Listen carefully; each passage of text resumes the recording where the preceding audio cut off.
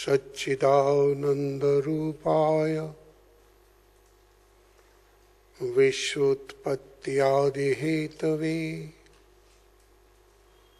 तापत्रय विनाशाय श्री कृष्णाय वयं नमः।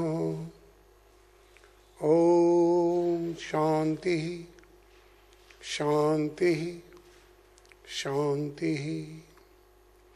बोलिए सच्चिदानंद भगवान की।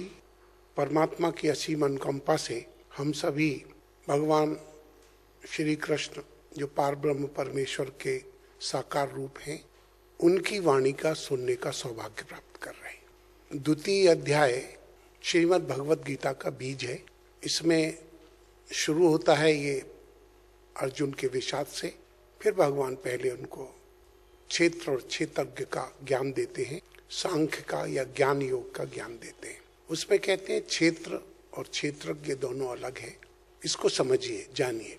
फिर सांख्य के बाद उन्होंने कर्म के लिए कहा। तो कर्म का सिद्धांत है कि बिना कोई भी कर्म किए रह ही नहीं सकता है, कर्म तो करना ही होगा।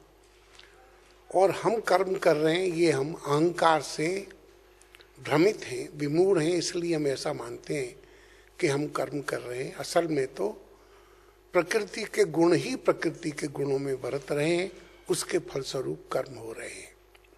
उन्होंने कहा कर्म तो स्वतः हो रहे हैं। अहंकार से विमूढ़ हुआ जीव, हम सब ये मानते हैं कि हम कर्म करते हैं।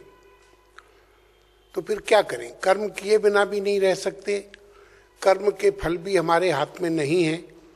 करते हैं अच्छे के लिए, होता है उसका कुछ और।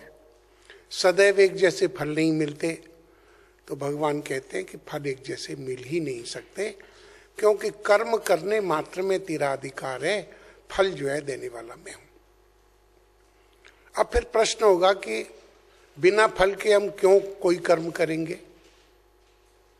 फल के लिए तो कर्म करते हैं, नहीं तो कर्म क्यों करेंगे? तो कहते हैं कर्म किए बिना तुम रह ही नहीं सकते, और फल की भी अगर तुमको आकांक्षा है, क्योंकि अभी उतनी बुद्धि आपकी श्रेष्ठ नहीं हुई है, तो अगर फल की भी आकांक्षा है तो आप सब काम मेरे अर्पित होके करो, मेरे लिए करो। जितने कर्म हैं वो शरणागत भाव से मेरे लिए कर्म कर। तो जब मेरे लिए तू कर्म करेगा तो तुझको पाप और पुण्य, दुख सुख से तू लिपायमान नहीं होगा। फिर ये जो तेरी बुद्धि विभिन्न विभिन्न प्रकारों के ज्ञान से, वाक्यों से मोहित हो गई है, विक्षिप्त हो गई है। ये लोग अपनी अपनी तरह से अपनी अपनी बात कहते हैं। वो बोलते हैं जहां तुम्हारी आस्था है, तुमको भोग और ऐश्वर्य चाहिए, भोग ऐश्वर्य चाहिए, तो वैसा वैसा जैसा उसका मार्ग बताया जाता है, वो भोग ऐश्वर्य की प्राप्ति के लिए आप वैसे वैसे कार्य करते हैं। तो ये जो मीठी मीठी सुंदर सुंदर फूलों भरी पुष्पिताम वाचम कहा उन्होंने, इससे जो तेरी बुद्धि भ्रमित हो गई है, हे अर्जुन, तू इसको स्थित प्रज्ञ हो जा। अपनी बुद्धि को एक जगह स्थिर कर ले। ये जो इधर से घूम रही है, इधर कभी उधर, क्या करें क्या न करें, ये किम कर्तव्य विमूढ़। और जिससे भी हमको भोग ऐश्वर्य मिलता हो, जिस मार्ग से, जिस साधन से, उसके लिए हमको कर्म करते हैं। तो भोग ऐश्वर्य प्रधान हो गया है, हम ये समझते ही नहीं कि सत्य क्या है, असत क्या है। तो सत्य असत का उन्होंने निर्णय करने का विवेक दिया।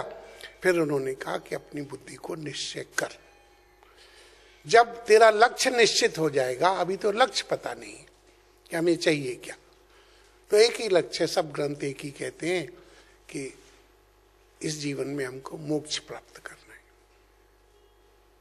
इस जीवन का लक्ष्य है, मानुष्य जीवन का लक्ष्य है मोक्ष प्राप्त करना है। और मोक्ष प्राप्त करने के लिए हमको इस जीवन में प्राण प्रण से चेष्टा करनी चाहिए। तो फिर क्या करें? बोला अगर तू कर्म योगी है तो सब बातों को छोड़, तो जितने भी कर्म कर रहा है वो मेरे लिए अर्पित कर दे। जब तू मुझे अर्पण कर देगा तो उसका पाप पुण्य तुझको नहीं लगेगा और धीरे धीरे करके तेरा चित्त निर्मल हो जाएगा। अगर तू बुद्धिमान है, इंटेलेक्चुअल है, बुद्धिशील है, तो फिर क्षेत्र क्षेत्रज्ञ का विवेक कर। क्षेत्र क्या है और क्षेत्रज्ञ क्या है, इस विवेक से तू अपने आप को पहचान लेगा, स्वरूप को पहचान लेगा। और जब तुझको ये सब स्वरूप ही नजर आएगा, सृष्टि स्वरूप नजर आएगी, तब भी तू किसी पाप पुण्य को प्राप्त नहीं होगा। अभी तक हमने चर्चा की है, वो मैंने संकलन करके आपकी स्मृति में डाल दिया। आपको याद होगा पिछली बार जब स्थित प्रज्ञ, मतलब अपनी बुद्धि को स्थिर करो, फिर तो लक्ष्य निश्चित है, तो फिर आप बुद्धि भी निश्चित होगी, मार्ग भी निश्चित हो जाएगा। और परमात्मा की कृपा से अगर आपको मार्गदर्शक सही मिल गए तो आप पहुंच भी जाएंगे, चलेंगे, पहुंच जाएंगे। अब वो पूछते हैं कि ठीक है भगवान, आप कह रहे हैं कि स्थित प्रज्ञ हो जा। तो उन्होंने कहा, अर्जुनोवाच स्थित प्रज्ञस्य का भाषा समाधिस्थ यस्य केशव स्थित दी किम प्रभाषेत किम आसीत ब्रजेत किम। हे केशव, समाधि में स्थित परमात्मा को प्राप्त हुए स्थिर बुद्धि पुरुष का क्या लक्षण है? वह स्थिर पुरुष कैसे बोलता है, कैसे बैठता है, कैसे चलता है? आपने मुझे स्थिर बुद्धि पुरुष के बारे में बताया और मुझे आपने आदेश भी दिया कि हे अर्जुन, तू स्थित प्रज्ञ हो जा। प्रज्ञा कहते हैं बुद्धि को, स्थिर माने एक जगह टिकी हुई। इस बुद्धि को टिका तो सही।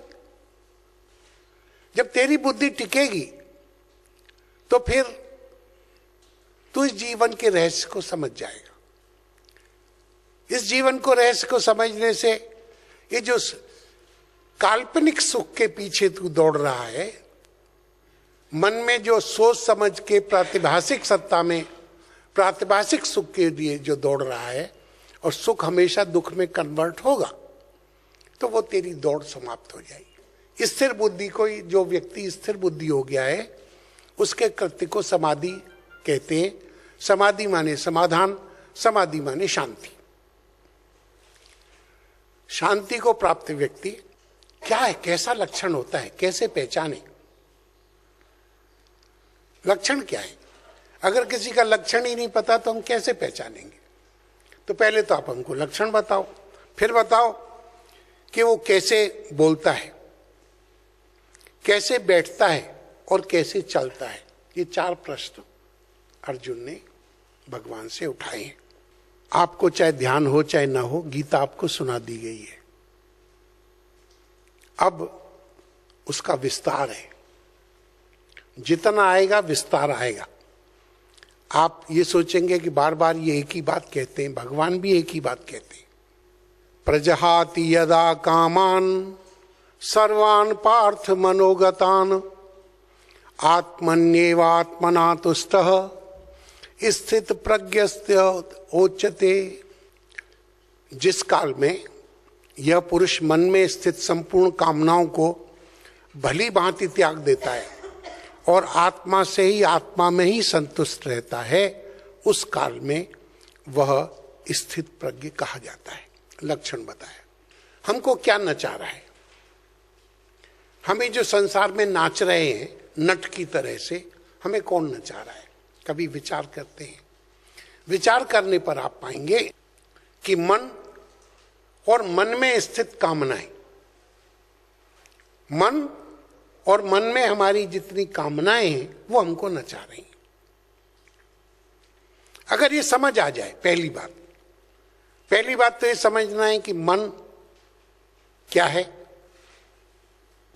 कामनाएं क्या हैं, कहां से पैदा होती हैं। आपके मन में अगले क्षण किसी के भी मन में क्या इच्छा उठेगी इसको कोई नहीं जानता।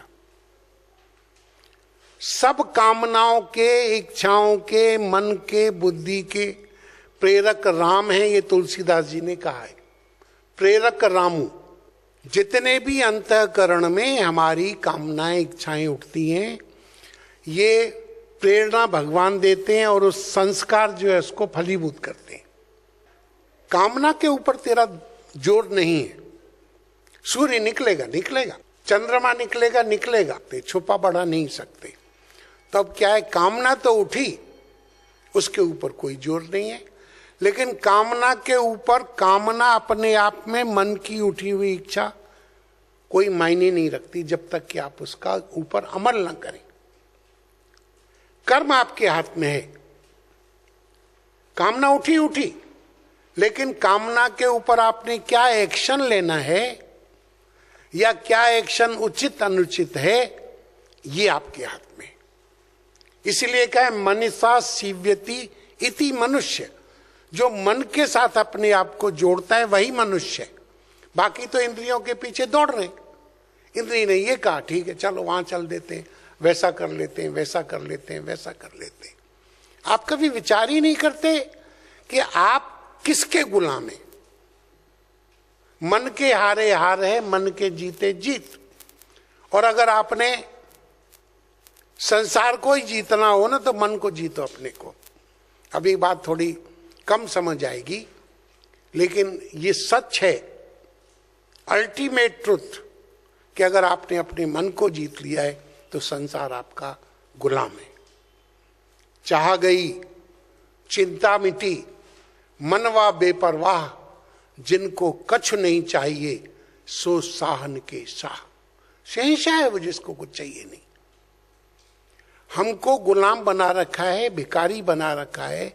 किसने? हमारे मन की कामनाओं ने। हमको कुछ न कुछ चाहिए चाहिए, तो फिर उसकी चाहत के ऊपर बाध्य होकर हम उसके अनुसार कर्म करने को बाध्य हो जाते हैं।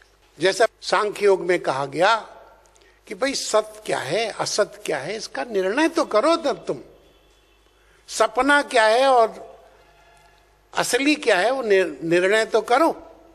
क्या सदैव रहने वाला है, क्या लग रहा है कि है और नहीं है। कल पिछली बार भी नहीं था, अभी भी नहीं है और कल भी नहीं रहेगा, बस लग रहा है कि है। तो जो लग रहा है कि है उसके पीछे तुम अपना पूरा जीवन लगाए दे रहे हो। तुम वही तो तुमको नचा रहा है। तो वो नचाने का तुमको जो कुछ सुख दुख मिल रहा है मिल रहा है। अब सुख दुख, फिर इसके बाद कहा जाता है कि भाई पाप और पुण्य, अच्छे कर्म करो पाप से बचोगे, पुण्य करो स्वर्ग मिलेगा। तो ये भी कर्म का सिद्धांत है। ठीक है, आप मनुष्य हैं, अच्छे कर्म तो आपको स्वतः ही करना है। हमको किसी ने कहा कि आप ये तो बोलते नहीं कि माँ बाप की सेवा करनी चाहिए। मैं कहूँ मनुष्य ही नहीं है, पामर है। आपको कोई एक गिलास पानी पिला दे, वक्त में कोई एक रोटी खिला दे, तो आप उसके जीवन भर कृतज्ञ होते हैं। जिसने जीवन दिया है उसके आप कृतज्ञ नहीं है तो आप मनुष्य हैं ही नहीं। उनसे क्या बात करनी। हम कोई मॉरल साइंस के टीचर थोड़ा ही हैं कि ऐसा करो कैसा करो। हम तो मनुष्यों के मनसा सीव्यति इति मनुष्य, मन से जिसका संबंध है उससे बात कर रहे हैं। तो भगवान कहते हैं देखो मन है वो भी प्रकृति का एक अंश है। उसके अंदर प्रेरणा होती है, उसमें भावनाएं उठती हैं, उसमें इच्छाएं उठती हैं। ये स्वाभाविक है, उठेंगी। और फिर एक बात को फिर मैं रिपीट कर दूं कि अगले क्षण आपके मन में क्या इच्छा उठेगी कोई जानता नहीं है। इच्छा उठेगी, इसके ऊपर आपका कंट्रोल नहीं है, लेकिन इच्छा के ऊपर फर्दर आप क्या एक्शन लेंगे इसके ऊपर आपका कंट्रोल है। ये कंट्रोल कैसे होगा? बोलो सत्संगति से। जो लोग गाड़ी पे चलते हैं, कार वगैरह चलाते हैं, वो देखते होंगे आगे खूब गर्मी है, धूप है, आगे पानी नजर आता है सड़क पे, सड़क गीली नजर आती है, वहां जाते नहीं आती, फिर आगे नजर आती है। तो कहीं गीली है नहीं, गीली नहीं है, वो गीली लगती है। ऐसे ही संसार में सुख नहीं है, सुख आपके अपने अंदर है, अभी आपने उसके ऊपर ध्यान नहीं दिया। सुख का स्रोत, आनंद का स्रोत आपके अपने अंदर है, वो और कहीं नहीं है। लगता किससे है? बाहर से आ रहा है। बाहर से आ रहा है, इसलिए क्या होता है, हम बाहर दौड़ रहे हैं। जैसे मृग जो है, खूब जब धूप पड़ती है तो हीट के कारण सूर्य की किरणें रेत के ऊपर पड़ती हैं, धूप के कारण उसमें लहर जैसी पैदा लगती है। मृग प्यासा होता है, उसको पानी लगता है, वहां पानी के लिए दौड़ता है, मिलता नहीं। कभी विचार करो, हम सब भिखारी हैं, हम अपने आप से प्रेम नहीं करते, हम प्रेम दूसरों से आशा कर रहे हैं। लोग हमको प्रेम करें, लोग हमको सुख दें, ये आशा है। नहीं तो आप विचार करके देखो, आप प्रेम दूसरों से चाहते, दूसरे आपको प्रेम करें। क्या आपने कभी विचार किया कि आप स्वयं प्रेम स्वरूप है? अधूरापन क्यों है? क्योंकि आपने अभी पूरे को पाया नहीं, इसलिए अधूरापन है। अभी कहीं ना कहीं अभी क्या, अभी तो पूरे का पूरा ही प्राप्त करना है, सब कुछ संसार हमको ही चाहिए। विवेक करके देखो, ईशावास्य उपनिषद का पहला ही श्लोक बोलता है, उपनिषद भगवान कभी ये नहीं बोलते कि तुम भूखे मरो।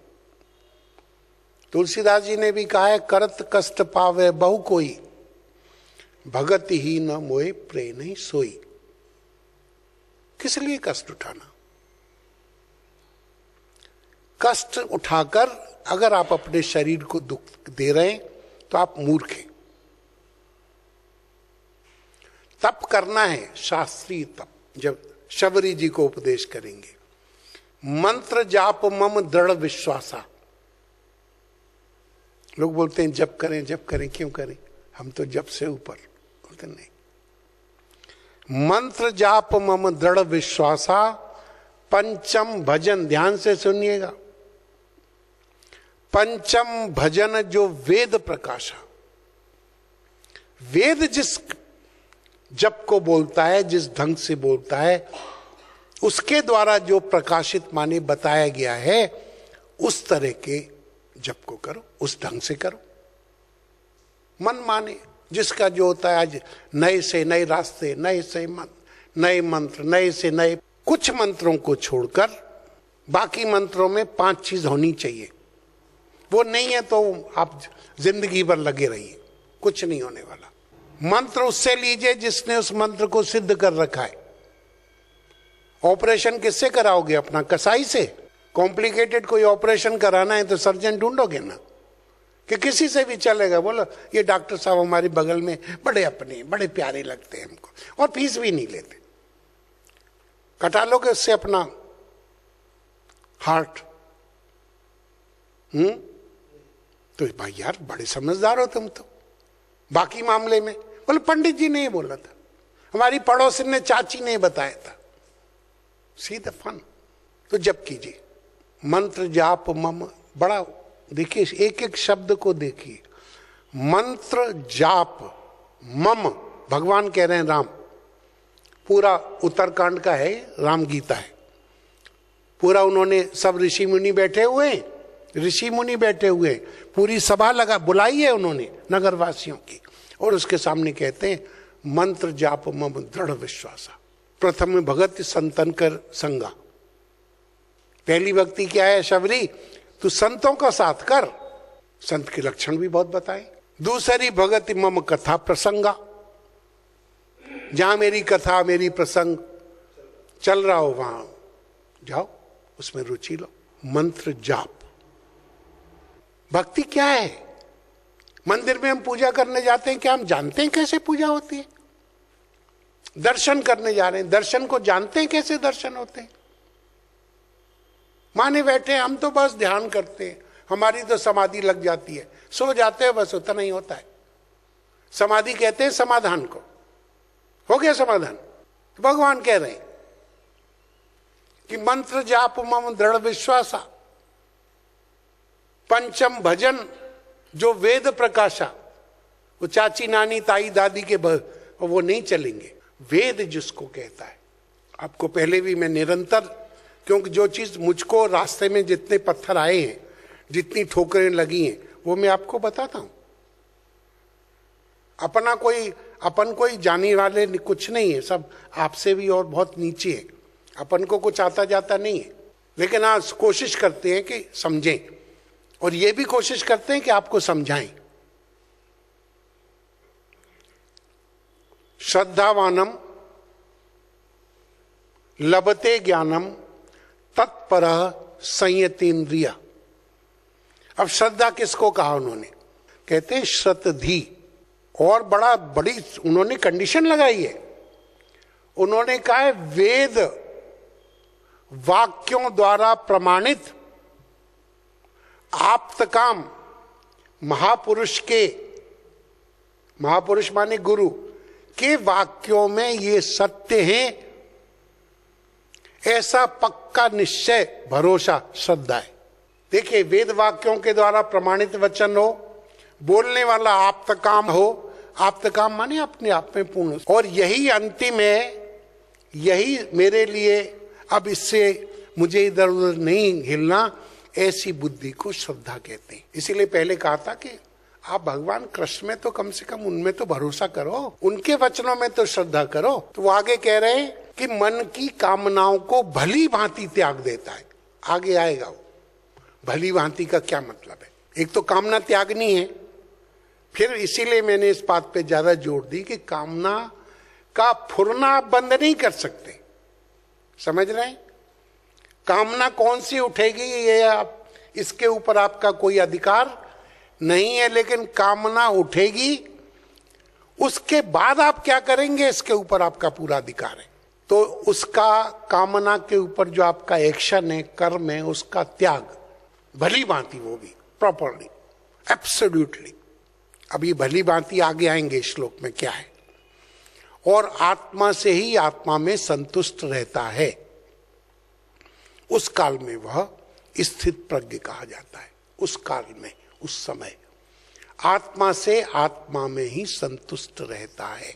आत्मा माने मैं, और आत्मा माने ब्रह्म, आत्मा माने पूरी सृष्टि। अगर ये सब कुछ मैं ही है, अभी तो मैं माई ईगो और my eyes confined to this body, ये शरीर तक ही तो हमने अपने आप को मैं मान रखा है, लेकिन ये सब कुछ मैं ही हूं। तब मुझे क्या पाना है और क्या खोना है? क्या ऐसा है जो मुझको प्राप्त करने योग्य है, और क्या मुझसे छूट जाएगा? while I am everything, सर्वोहम, सब कुछ मैं ही हूं। तो उन्होंने कहा है आत्मा से आत्मा में ही संतुष्ट रहता है, क्योंकि अभी इंडिविजुअलिटी कायम है। दो आत्मा शब्दों का उन्होंने प्रयोग कर दिया। ये दूसरी आत्मा माने ब्रह्म, और एक इंडिविजुअल।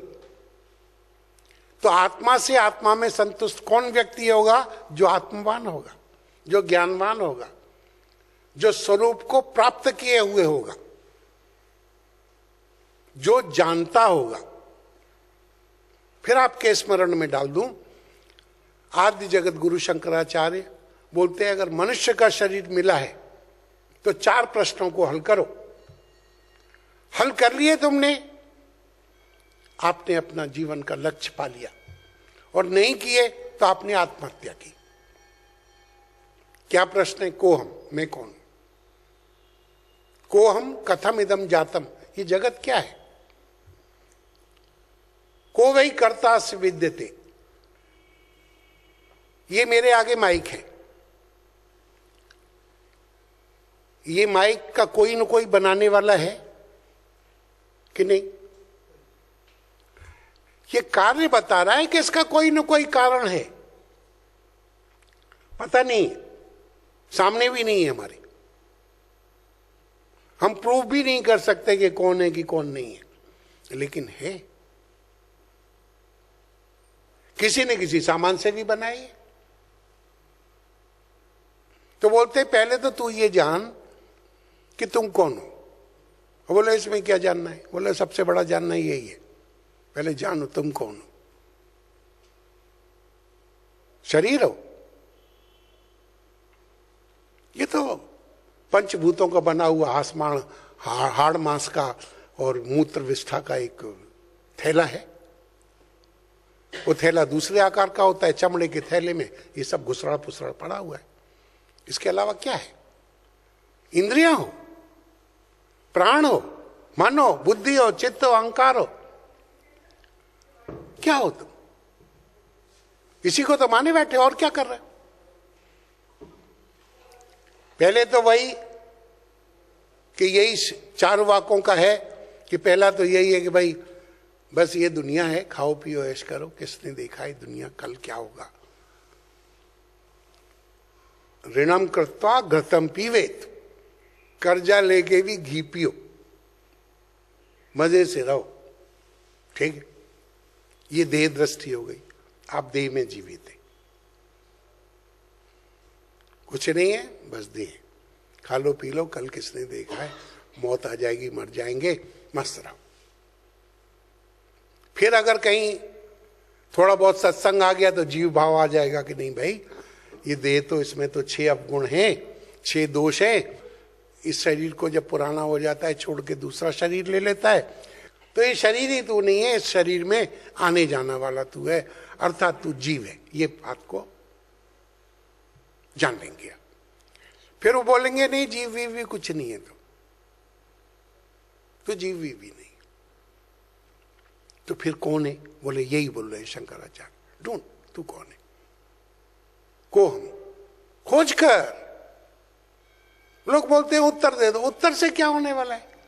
ये तो तुम्हारे पास एक गाइड है, एक तरफ प्रश्न क्वेश्चन और आधी किताब के बाद आंसर, तो क्या हो गया? अगर आंसर तुमने रट भी लिया तो काम आ जाएगा वो। को हम कथम इदम जातम, ये संसार क्या है? कभी आप विचार करते हो ये क्या है? बहुत ज्ञान होगा, बहुत समझ आ जाएगी, चलो जी। पंच तत्वों का बना हुआ है, पंचभूतों का बना हुआ है, तो पंचभूत कहां से बने? भाई विचार करना पड़ेगा कि नहीं करना पड़ेगा? पंचभूत कहां से आ गए? कोई ना कोई तो उसका भी स्रोत होगा। अगर हम ढूंढेंगे भाई हमारे पुरखे, हम किसके पैदा हुए? पिता से। पिता किससे पैदा हुआ? पिता से। वो किससे पैदा हुआ? पिता से। ये तो अनंत श्रृंखला है। आखिर में पहला पिता भी कहीं से आया ही होगा कि नहीं आया होगा? नहीं आया होगा। तो ये कहां से हुआ ये सब?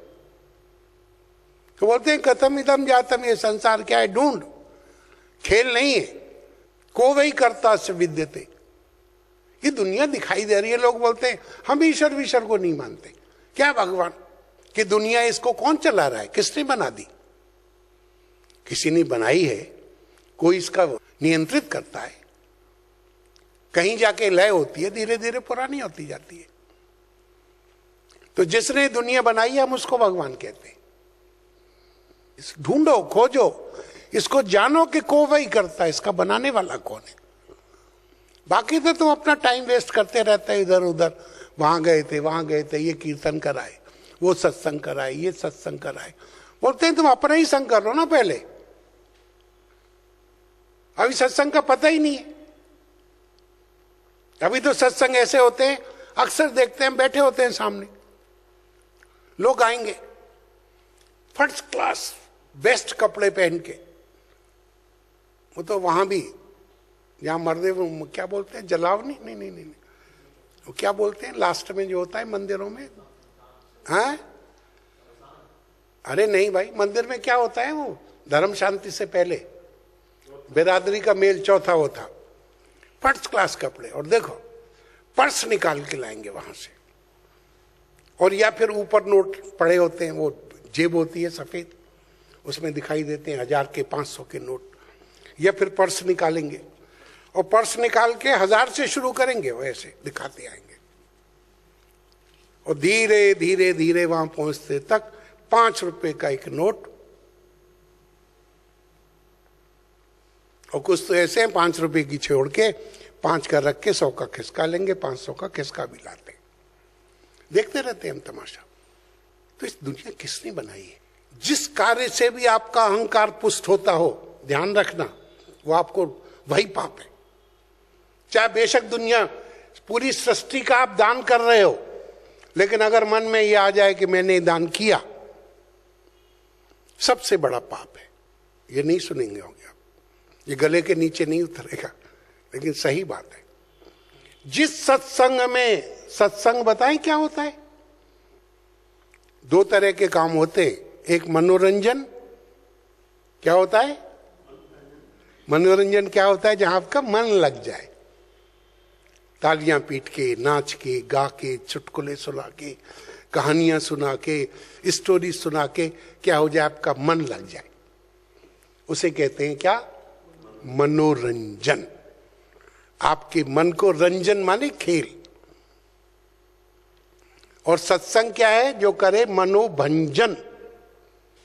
क्या करे? जो आपके मन को ही समाप्त कर दे। भंजन माने तोड़ दे। सत्संग में जाना आसान नहीं है, सत्संग करना आसान नहीं है, सत्संग करना आसान नहीं है। आप सत्संग सुन ही नहीं सकते। क्यों? आप तो बच रहे हैं, वो तो तोड़ना तो आपके अहंकार को ही है, और अहंकार ही तो आपका है जिसको आप पुष्ट कर रहे हैं। आप जिस चीज को, जिस बकरे को पाल रहे हैं उसी को तो काटना है, तो कैसे चलेगा? ये दोनों है, रास्ता ही नहीं है। तो वही सत्संग ठीक है, आइए जी फलाने जी भगत जी, और ऐसे आप तो फलानी दानी, आप तो ये वो, ठीक है, बहुत अच्छा है, लेकिन उससे भला क्या हुआ? अभी एक कथा आपको सुनाता हूं, भगवान बुद्ध के समय की कथा है, उनके बाद की। उनके एक बहुत बड़े शिष्य हुए, वो बुद्ध की कैटेगरी के ही थे। तो चाइना में बुद्धिज्म का बहुत प्रभाव पड़ा। वहां का राजा बौद्धि था और उसने बड़े मठ खुलवा दिए, ये सब बहुत अच्छा विस्तार कर दिया। तो उसका प्लान बना कि वो चाइना में आएगा, वो भिक्षु। यांग फोंग करके कुछ नाम था, आजकल अपना स्मृति जो है वो चली गई है घूमने, हरि चरणों में समर्पित हो गई है। तो गया वो, तो राजा भी अपनी सीमा पे मिलने आए। चाइना बहुत बड़ा कंट्री है। तो क्या देखता है कि एक जूता तो सर पे रखा भिक्षु के और एक जूता हाथ में लिए हुए है। बड़ा टिपिकल मामला है। तो आए तो घुसने लगे। तो बोला, भंते एक प्रश्न है मेरा। बोले, कहिए। बोले, मैंने 10,000 मठ बनवा दिए, इतने भिक्षुओं को मैं भोजन कराता हूं, इतने मैंने तालाब खुदवा दिए, इतनी मैंने धर्मशालाएं बनवा दी हैं, राज्य में ऐसा ऐसा कर दिया है, मरने के बाद मैं भगवान बुद्ध के चरणों में जाऊंगा? बोलता, सीधा नरक जाएगा। तो कहीं नहीं जाएगा, स्वर्ग वर्ग को छोड़ तो सीधा नरक जाएगा। अब वो जो आए थे, कि जो बाकी बौद्ध आए थे कि ये आएगा तो राजा हमको और भी बहुत कुछ करेगा, फैसिलिटीज विल बी इंक्रीज। अब वो तो अपना सिर पीटे। बोला, ना तेरी राजधानी में नहीं जाता, मैं नहीं तेरी आप राजधानी, मैं वापस जा रहा हूं। और तू याद करेगा, जब तेरा अंत समय आएगा तू मुझको याद करेगा, और फिर मैं तुझको उपदेश दूंगा। भारत सनातन धर्म एक अकेला विश्व में दार्शनिक चिंतन है जो बोलता है, चाहे सोने की जंजीर हो चाहे लोहे की हो, जंजीरें आपको बांधे हुए। चाहे आपके पाप से तो आप बंधे ही मानते, अभी आपको ये नहीं पता कि आपके पुण्य भी आपको बांधते, वो भी आपको बाध्य करेंगे पुनर्जन्म के लिए। जिससे हिसाब किताब खोल रहे हो, वो हिसाब किताब आपको खोलने ही पड़ेंगे।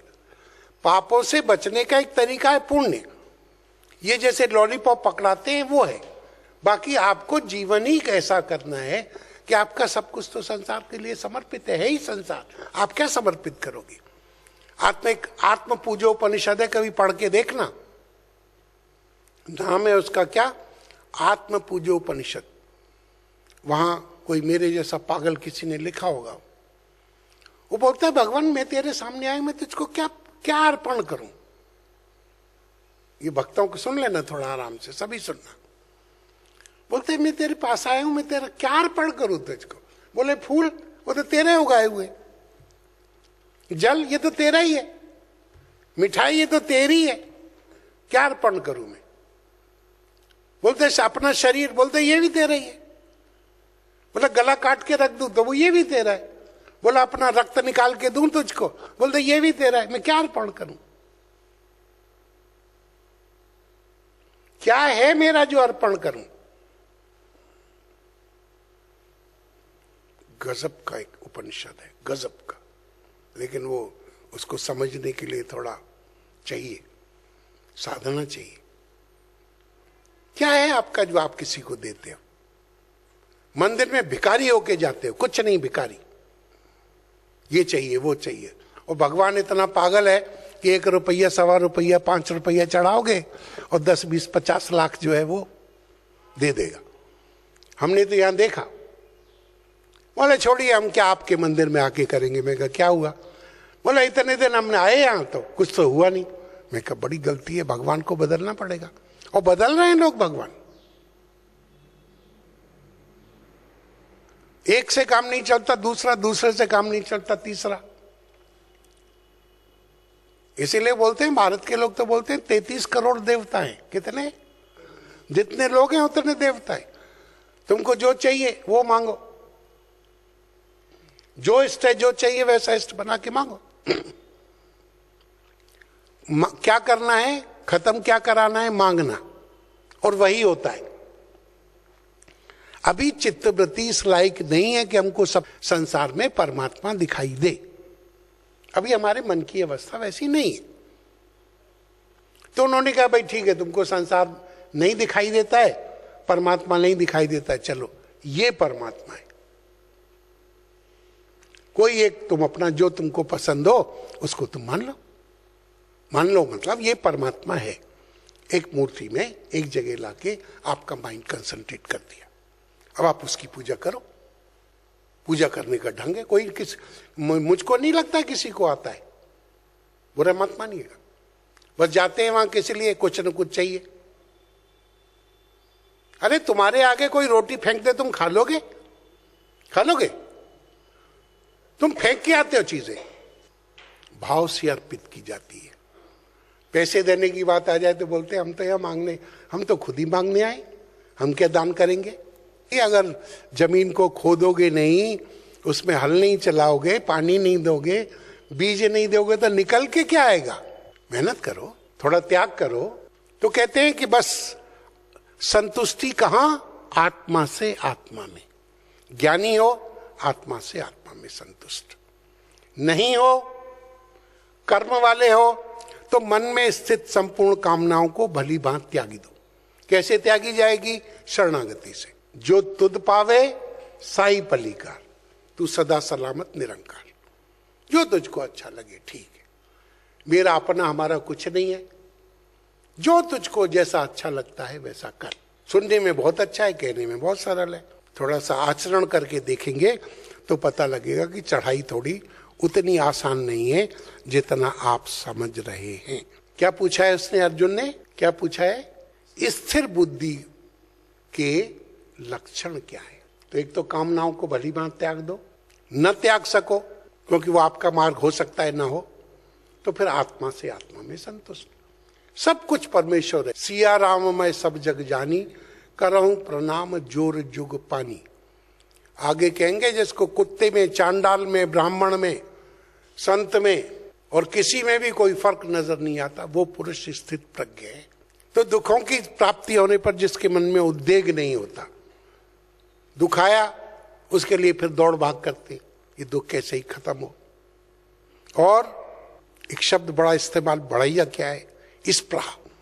सुखों की प्राप्ति में जो सर्वथा निष्प्रह है, चुपकता नहीं है, स्पृह नहीं है मन में। उसके पीछे जो कुछ हुआ है उसके पीछे फिर वैसा ही हो, ऐसी कामना, ये सुख मिला है फिर हमको वैसा ही मिले, ऐसा नहीं।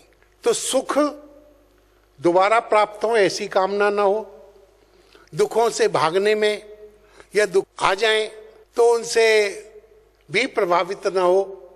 आगे और कहते हैं कि जिसके राग, राग माने गोंद, चिपकन, स्टिकर, प्रियता, जुड़ना, सटना, चुपकना।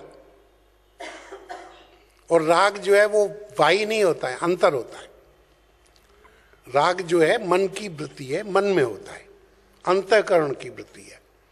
राग भय, द्वितीयाद भय, कोई हमारे अलावा, अगर मान लीजिए मैं ही मैं हूं सब जगह, तो आपको डर लगेगा।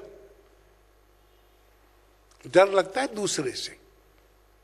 द्वैत, इसलिए बोलते हैं कि अगर भय रहित होना है अद्वैत में जाओ। अद्वैत दोनों तरफ से होगा, भक्तों के लिए भी होगा, परमात्मा के अलावा कुछ नहीं, और मैं ही परमात्मा हूं। दाउ आर्ट दैट तत्त्वमसि, जिसे तू खोज रहा है वो तू ही तो है, उपनिषद कहता है। जिसको आप तलाश कर रहे हो, कोई भगवान है, कोई ये है, कोई वो है, दाउ आर्ट दैट तत्त्वमसि, वह तू है। तो भय, राग और क्रोध हमारे मन में, आगे वो इसका विस्तार है। हमारे मन में कोई कामना उठी, कामना पूरी हो गई, अच्छा लगा, और जिसके द्वारा पूरी हुई, जैसे पूरी हुई, उससे राग हो गया। आपको कोई क्यों अच्छा लगता है, कोई क्यों बुरा लगता है, कभी विचार करते हैं क्यों अच्छा लगता है? क्योंकि हमको उससे सुख मिलता है, अनुकूलता मिलती है। द्वेष क्यों करते हैं? प्रतिकूलता मिलती है, हमारी विपरीत है वो। आपके रास्ते में जो रोड़ा बनेगा, आपकी प्रियता, अनुकूलता के रास्ते में जो रोड़ा बनेगा, उसके ऊपर क्रोध आएगा, गुस्सा आएगा। तो बोलते हैं जिसके राग, भय और क्रोध नष्ट हो गए हैं, ऐसा मुनि, मुनि शब्द के ऊपर ध्यान दीजिए।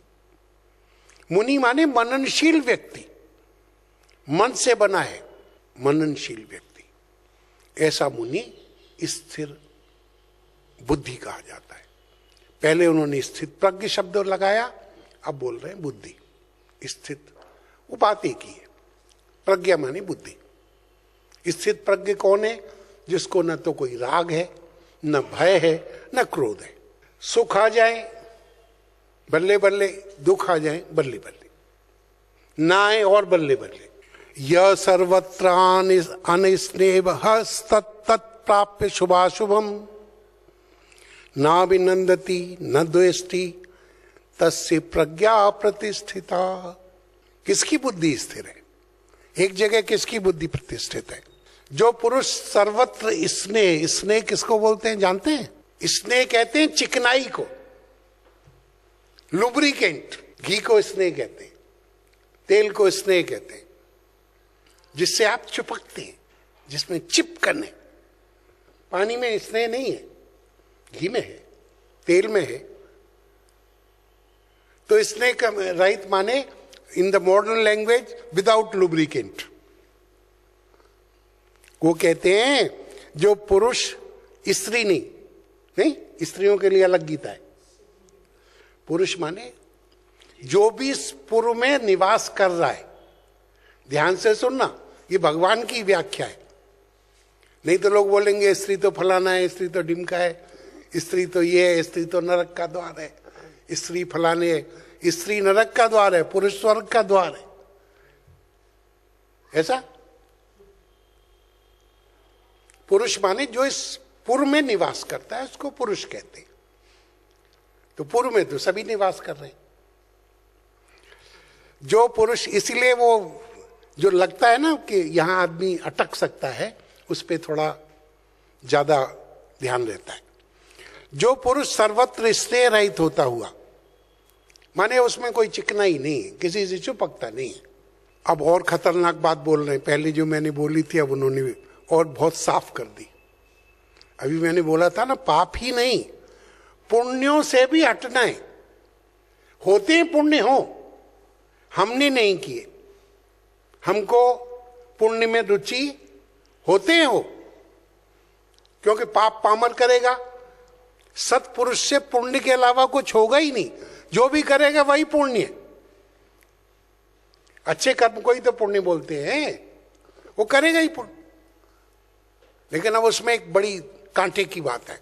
जो पुरुष सर्वत्र स्नेह रहित हुआ, एक तो किसी से चिपकता नहीं, दूसरा उस शुभ और अशुभ वस्तु को प्राप्त होकर न प्रसन्न होता है न द्वेष करता है। शुभ मिल जाए बल्ले बल्ले, अशुभ हो जाए बल्ले बल्ले। क्यों? मैं करता ही नहीं हूं, मैं कर्म फल मेरे हाथ में है नहीं, कर्म फल का परमात्मा जाने। मैं कर्म करता ही नहीं हूं तो मैं उसका काम अपने सर पे मैं क्यों लूं? मुझे किसने जज बनाया? तो कर्म शुभ अशुभ होते हैं प्रकृति के अनुसार। उसमें अब ये थोड़ा है भी, चोर बोले ठीक है, तो जब सब कर्म शुभ अशुभ होते ही हैं तो जो मैं भी कर रहा हूं तो परमात्मा ही कर रहा है। तो अभी तू जो कर रहा है तू चोरी कर रहा है, तू परमात्मा के समर्पण के लिए कर्म नहीं कर रहा। जिस रोज समर्पण भाव से कर्म करेगा उस दिन शुभ अशुभ दोनों तेरे लिए समान हो जाएंगे और उससे तू चुपकेगा नहीं, वो तुझसे नहीं चुपकेंगे। शुभ का भी फल है, अशुभ का भी फल है। जैसे बहुत सारे पैसे कमा लिए हो तो बाहर जाएंगे, होटल जाएंगे। कुछ लोग, कुछ घरों में खाना नहीं बनता, बोले कहाँ है, बोला शाम का भोजन। तो कुछ लोग वीकली नहीं बनाते, कुछ बाई वीकली नहीं बनाते, कुछ लोग रहते ही होटलों में। भारत में तो ये प्रथा भी कम है। बाहर के लोग बोले नहीं, घर में कौन मेंटेनेंस करे, बोले होटल ठीक, मंथली उनका, ईयरली उनके कॉन्ट्रैक्ट है, वहां रहते हैं। तो शुभ अशुभ दोनों से ही आपको असंग रहना है, क्योंकि आप असंग हैं। शब्द सुना होगा आपने, जब क्षेत्र और क्षेत्र की परिभाषा हुई होगी कि आप असंग हैं। हो वो नहीं जाते, असंग तो आप शरीर से असंग हैं, आप विचार ही नहीं करते। सपने में ये शरीर आपका होता है, सुषुप्ति में होता है? नहीं होता। आप होते हैं, शरीर नहीं होता। सुषुप्ति में भी अहंकार भी नहीं होता, मैं हूं ये नहीं होता। लेकिन सुषुप्ति में ये बुद्धि रहती है, स्मृति रहती है कि मैं सुखपूर्वक सोया। रहती है कि नहीं रहती? तो आप असंग हैं, माने बैठे हैं कि हम संग करते हैं। तो फिर राग द्वेष न करें आप, न प्रसन्न हो न द्वेष करें, तो क्या है, वो व्यक्ति स्थिर बुद्धि कहलाता है। फिर उन्होंने एक उदाहरण दिया, यदा संयर्ते चायम कूर्मो अंगानी वश सर्वशः इंद्रियाणि इंद्रियार्थेभ्य स्थितस्य प्रज्ञा प्रतिष्ठिता। कभी कछुए को देखा है? कछुए को, उसको थोड़ा छू दो, वो अपने चार तो उसके पैर होते हैं, दो हाथ दो पैर मान लो, जो भी, मुझे नहीं पता वो हाथ होते हैं कि पैर होते हैं। चार तो शरीर के पीछे होते हैं, एक उसका गर्दन होता है। छुओ, वो सब अंदर कर लेता है अपने गोले के अंदर। फिर उसको आप, वो बहुत हार्ड होता है, वो उसको आप लट्ठी भी मारो तो कोई फर्क पड़ने नहीं जा रहा। तो बोलते हैं जैसे कोई खतरा आने से कछुआ अपने सारे अंगों को समेट लेता है, ऐसे इंद्रियों के विषयों से इंद्रियों को सब प्रकार से हटा लेता है। जैसे ही विषय आया उसने इंद्रियों को कंट्रोल अपने अंदर ले गया, कंट्रोल कर लिया। जैसे कछुए ने सब अपना अंदर कर लिया, ऐसे ही इंद्रियों का जो वाही जा रहा था, एक शब्द है राधा, इसकी व्याख्या है। राधा शब्द का कहीं भागवत में कहीं नाम ही नहीं है, एक सिर्फ आया है कि एक स्त्री मिलने को आई भगवान कृष्ण से। राधा भागवत में नहीं है। ये तो मेरा ख्याल ज्यादा से ज्यादा 400 साल से ही शब्द प्रयोग में आया है। तो राधा की व्याख्या क्या है? हमारे धारा, हमारी मन की, बुद्धि की, चित्त की, इंद्रियों की धारा किधर है? बाहर, बाह्य ओर, बाहर की तरफ ही है। हमारी इंद्रियां और मन क्या है? बाहर की तरफ रहता है। वो स्वाभाविक है, स्वाभाविक माने नेचुरल है, वो बाई नेचर ऐसा ही है। तो अब बाई नेचर तो वैसा है, तो आपको करना क्या है? बोलो उल्टो। उल्टो, जो धारा थी अब उसको राधा बनाओ। जो वृत्ति आपकी बाहर जा रही थी उस वृत्ति को अंदर लाओ। अब वृत्ति को बाहर मत जाने दो, वृत्ति आपकी बाहर से अंदर आए। तो उन्होंने कहा ये राधा, धारा को राधा में कन्वर्ट करो। ये राधा स्वामियों से भी हमने सुना है। राधा स्वामी एक संप्रदाय है, मत है, आप जानते हैं। बोलते हैं आपके चित्त की धारा, आपकी इंद्रियों की, मन की धारा, और ये सब बाहर की ओर है, बहिर्मुख है। इसको अंतर्मुख करो, अंतर्मुख कैसे करें? पिक्चर में जाएं? नहीं, नहीं, थिएटर में, क्लब में नहीं, पड़ोसियों के यहाँ, टीवी के सामने नहीं, कभी करके देखो बेटा। कहा है पंडित सो जो मन प्रबोधे, पंडा, पंडावान को पंडित कहा है, वही बुद्धिमान को। कौन पंडित? कौन है पंडित? सो जो मन प्रबोधे। कौन है पंडित? जो मन को ढूंढता है, मन के ऊपर खोज कर रहा है, मन का ज्ञान प्राप्त कर रहा है। राम नाम आत्ममय खोजे। राम कहीं बाहर नहीं घूम रहा। राम नाम आत्म माने अपने आप में खोजे। कहां है? मैं कहां हूं?